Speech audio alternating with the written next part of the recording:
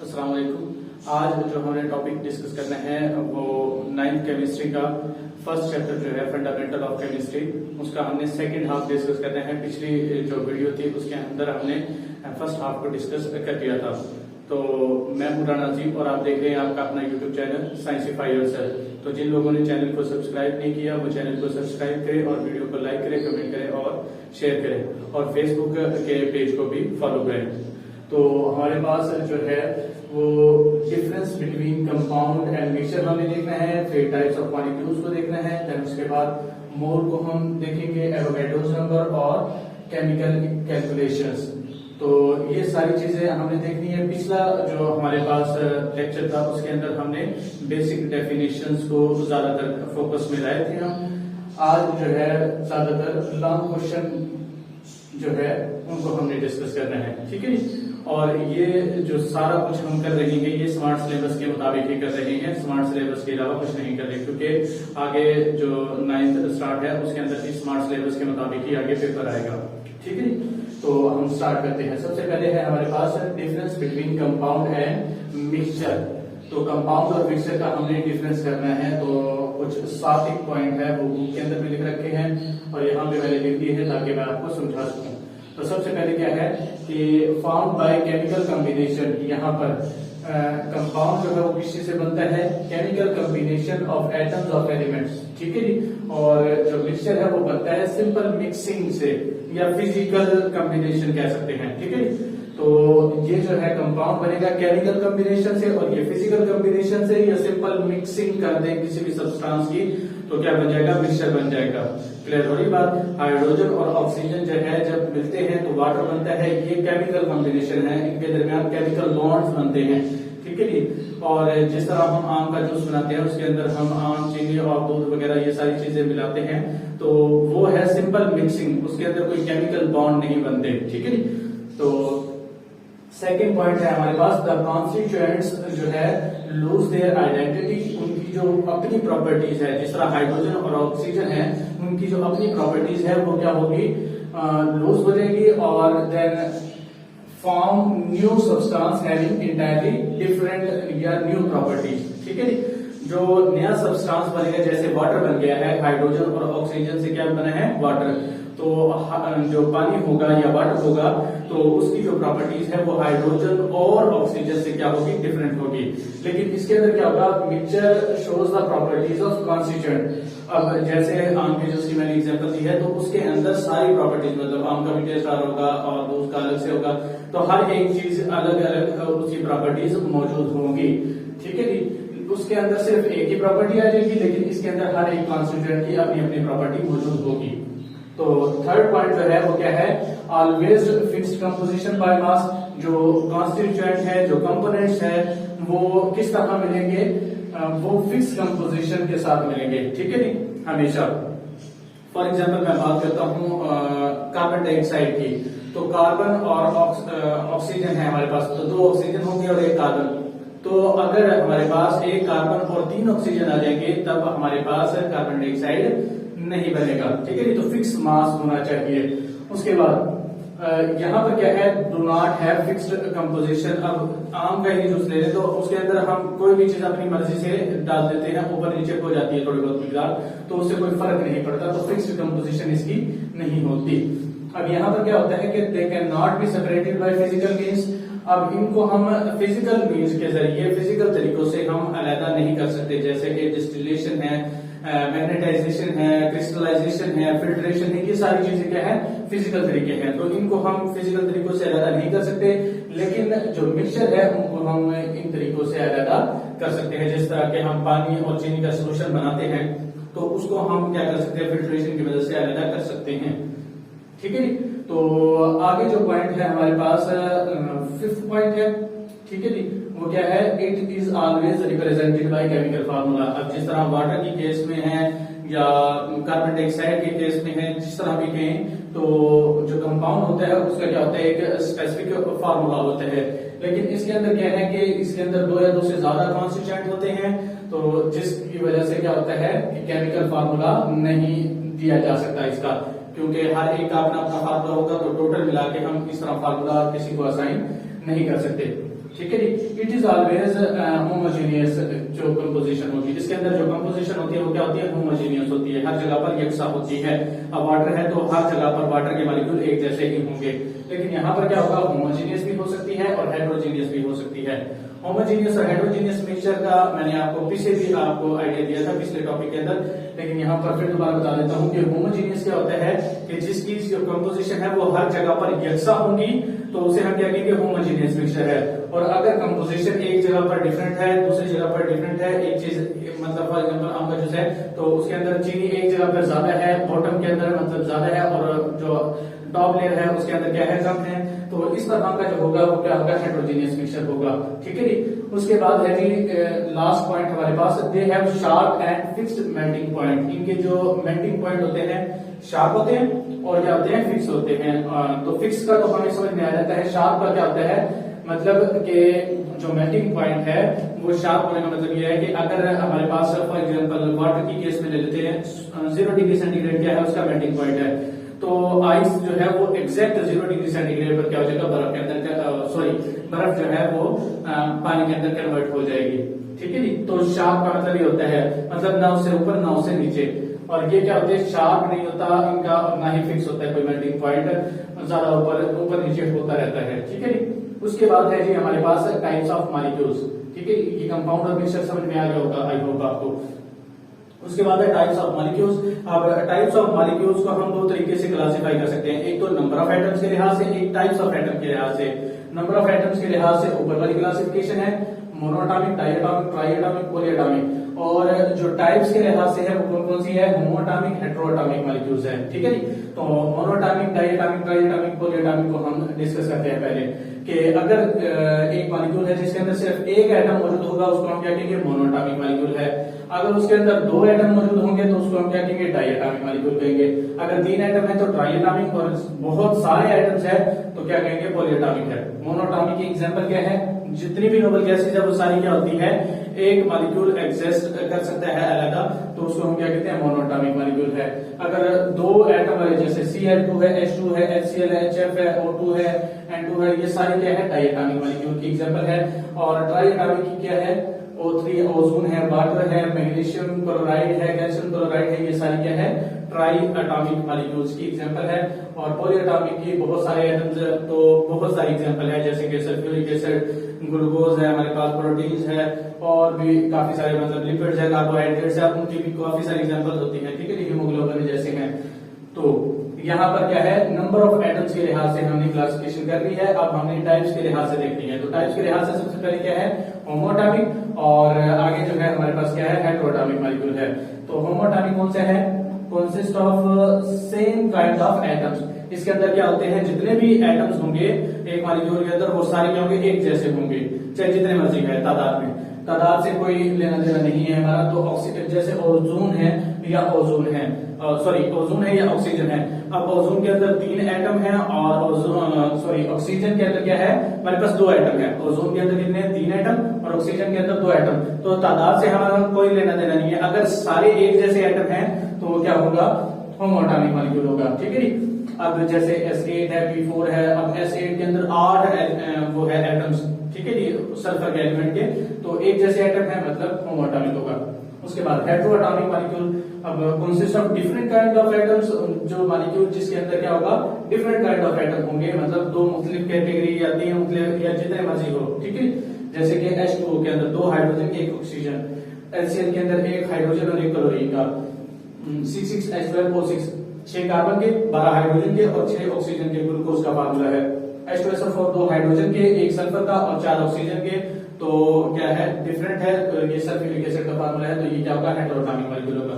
Clear हो? बाद number of atoms के लिहाज से भी और टाइप्स ऑफ एटम के लिहाज से भी हमने क्या कर ली है, क्लासिफिकेशन कर ली है। तो कंपाउंड मिक्सचर को देख लिया हमने, टाइप्स ऑफ मॉलिक्यूल्स को देख लिया। आगे हम देखते हैं मोल की डेफिनेशन करते हैं। ठीक है, तो मोल क्या होती है। अब मोल को हम 2 तरीके से डिफाइन कर सकते हैं, एक अमाउंट ऑफ सब्सटेंस के लिहाज से, एक नंबर ऑफ पार्टिकल के लिहाज से। जो अमाउंट ऑफ सब्सटेंस के लिहाज से करेंगे वो कौन सी होगी, क्वालिटेटिव होगी, और जो नंबर ऑफ पार्टिकल के लिहाज से करेंगे वो कौन सी होगी, क्वांटिटेटिव डेफिनेशन होगी। तो क्वालिटेटिव जो डेफिनेशन है वो क्या है, मतलब अमाउंट के लिहाज से कि when atomic mass, molecular mass, formula mass, ionic mass of a substance is expressed in grams, उसको हम क्या कहेंगे, 1 मोल कह देंगे। क्लियर हो रही बात। एटॉमिक मास किसका होगा, एटम का। मॉलिक्यूलर मास किसका होगा, मॉलिक्यूल का। फार्मूला मास किसका होगा, फार्मूला यूनिट का। और आयनिक मास किसका होगा, आयनिक स्पीशीज कोई भी हो सकती है, ठीक है। तो उनके अगर मासेस को हम ग्राम्स में शो कर देंगे तो क्या कहलाएगा, मोल कहलाएगा, ठीक है जी। जैसे कार्बन एक एटम है, उसका 12 ग्राम कर देंगे, कार्बन का एटॉमिक मास कितना होता है 12, अगर उसको 12 ग्राम कर देंगे तो क्या हो जाएगा, तो 1 मोल हो जाएगा। अब H2O वाटर का मॉलिक्यूलर मास कितना होता है, 2 + 16, हमने पिछले टॉपिक के अंदर देखा था। तो 16 + 2 कितना हो जाएगा, 18 AMU होता है, एटॉमिक मास यूनिट के अंदर आता है। लेकिन अगर उसको ग्राम्स में शो कर देंगे तो 1 मोल हो जाएगा। NaCl का भी सेम केस है, Na का होता है 23 और क्लोरीन का होता है 35.5, तो टोटल हो जाएगा 58.5। अब वो AMU के अंदर होता है, एटॉमिक मास यूनिट उसका यूनिट है, ठीक है जी। लेकिन अगर उसको ग्राम्स में शो कर देंगे, 58.5 को ग्राम्स के अंदर शो कर देंगे तो वो क्या हो जाएगा, उसका 1 मोल बन जाएगा NaCl का। क्लियर हो जाएगी बात। अब अगली जो डेफिनेशन है वो है क्वांटिटेटिव डेफिनेशन। अब क्वांटिटेटिव डेफिनेशन के अंदर हमने नंबर ऑफ पार्टिकल्स को देखना है, उसके अंदर हमने अमाउंट ऑफ देखे थे, ठीक है, अमाउंट ऑफ सब्सटेंस। अब यहाँ पर देखते हैं नंबर ऑफ पार्टिकल्स। तो नंबर ऑफ पार्टिकल के लिहाज से कैसे डिफाइन करते हैं, the amount of substance that contained 6.02 multiplied by 10 raised to power 23 particles that may be atoms, molecules, formula units or ions। कोई भी चीज हो सकती है पार्टिकल्स में। अब पार्टिकल्स कैसे डिफरेंट करते हैं, मतलब अगर कोई एलिमेंट होगा तो उसके अंदर एटम होंगे, कंपाउंड होगा तो मॉलिक्यूल होंगे, आयनिक कंपाउंड होगा तो फार्मूला यूनिट होंगे, और आयनिक स्पीशीज होगी तो आयंस होंगे। क्लियर हो रही बात। तो अगर एलिमेंट के अंदर इतने एटम्स मौजूद है, 6.02 की ताकत 23 एटम्स मौजूद है तो उसका 1 मोल होगा। अगर एक कंपाउंड के अंदर इतने मॉलिक्यूल्स मौजूद है तो 1 मोल होगा। अगर कोई भी आयनिक कंपाउंड है NaCl जिस तरह है, उसके अंदर 6.02 की ताकत 23 फार्मूला यूनिट्स मौजूद है तो वो 1 मोल होगा। जैसे कि नीचे हमने एग्जांपल से शो कर रखा है। अब 6.02 multiply by 10 raised to power 23 atoms of carbon. अब कार्बन क्या है, एटम है, तो इसका क्या हो जाएगा, 1 मोल हो जाएगा, ठीक है जी। 6.02 multiply by 10 raised to power 23 molecules, H2O के क्या हो गया, मॉलिक्यूल, क्योंकि ये कंपाउंड है। क्लियर हो जाएगी बात। तो वो 1 मोल बन जाएगा उसका। एवोगाड्रोस नंबर को आगे हम डिफाइन करते हैं। मोल की आपको आई थिंक समझ में आ गई होगी। एक क्वालिटेटिव एनालिसिस और एक क्वांटिटेटिव एनालिसिस। क्वालिटेटिव अमाउंट के लिहाज से और क्वांटिटेटिव नंबर ऑफ पार्टिकल के लिहाज से।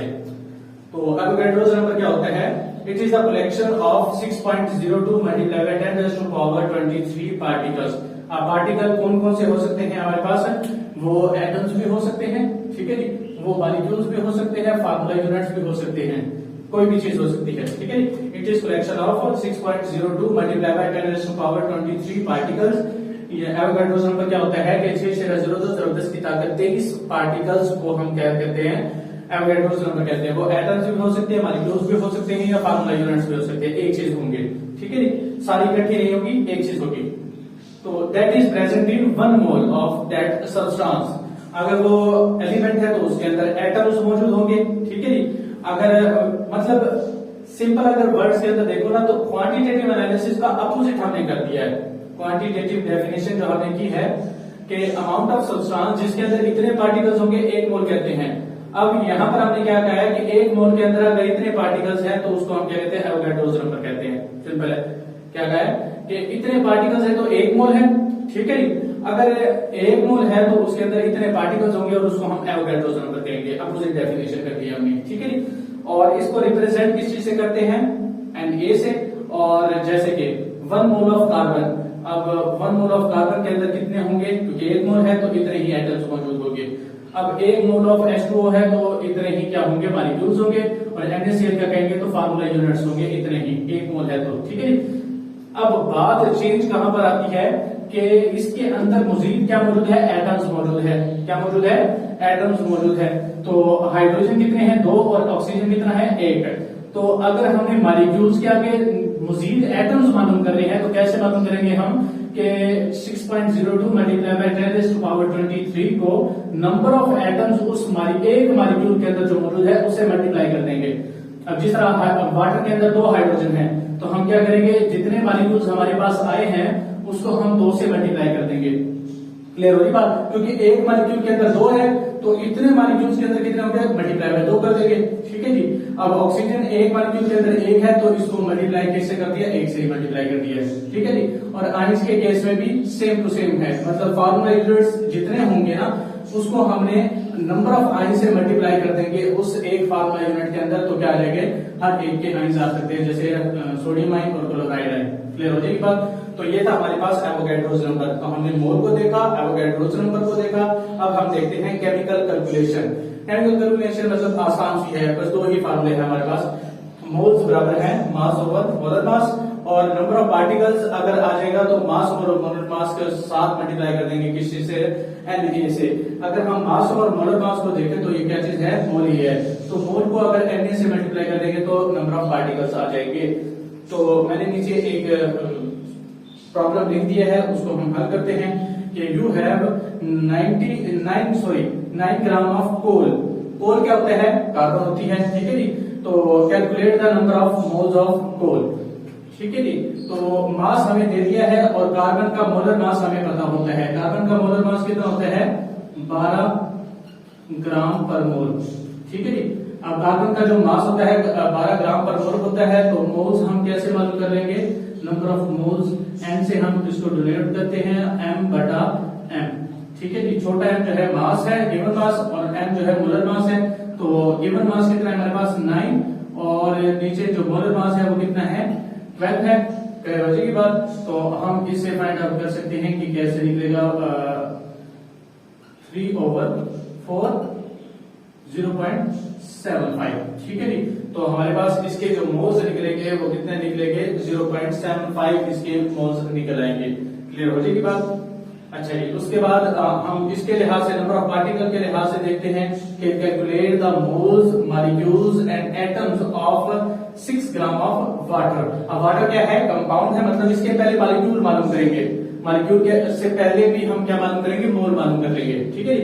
तो मोल कैसे फाइंड आउट करते हैं, अभी हमने देखा है कि नंबर ऑफ मोल्स का फॉर्मूला होता है n बराबर है मास बटा मोलर मास। अब मास कितना है हमारे पास 6, और वाटर का जो मोलर मास होता है वो कितना होता है 18। ठीक है जी।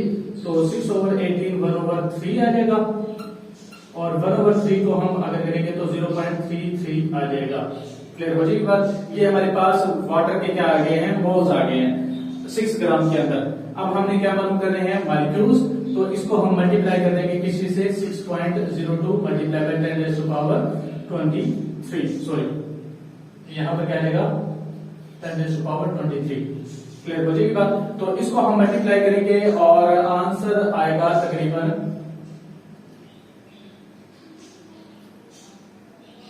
0.180 कह देते हैं। आपने कैलकुलेटर की मदद से सॉल्व कर लेना है। फॉर एग्जाम्पल ये आंसर आ गया हमारे पास, कितना आया है 0.180 मल्टीप्लाई बाय 10⁻23, वैसे का वैसे आ गया है। अब ये क्या आए हैं, नंबर ऑफ मोल्स आ गए हैं, सॉरी नंबर ऑफ पार्टिकल्स हमने मालूम कर लिए। मोल्स तो यहाँ पर मालूम कर लिए थे ना 1/3, तो ये आ गए थे हमारे पास नंबर ऑफ मोल्स। क्लियर हो जाएगी बात। तो आगे हमने Na से मल्टीप्लाई कर दिया, Na से मल्टीप्लाई करने के बाद क्या आ गया, मॉलिक्यूल्स आ गए। अब यहाँ पर हमारे पास क्या है, मॉलिक्यूल्स। और मैंने आपको कहा था कि मॉलिक्यूल्स जब आ जाए तो आपने करना क्या है, उन मॉलिक्यूल्स जितने आएंगे उनको हमने किसी से मल्टीप्लाई करना है।